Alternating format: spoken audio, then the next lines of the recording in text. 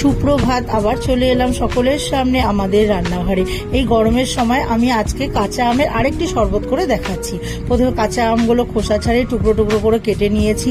এবার ওর মধ্যে ধনে পাতা, পুদিনা পাতা, বিট নুন, সাদা নুন, পরিমাণ মতো চিনি আর জিরে ভেজে গুঁড়ো করে নিয়েছি। সেই গুঁড়োটা দিয়ে অল্প একটু ফ্রিজের জল দিয়ে এবার ভালো করে ওটাকে ব্লেন্ড করবো। আর ওর মধ্যে একটা কাঁচা লঙ্কা একটু দেবো স্বাদের জন্য, দিয়ে ভালো করে ব্লেন্ড করে নিয়ে এইবার আমি কাঁচের গ্লাসের মধ্যে বরফ দিয়ে তার উপরে শরবতটাকে দিয়ে আর উপর থেকে একটু ভাজা মশলা দিয়ে দেবো, দিয়ে তারপরে সাজিয়ে পরিবেশন করব।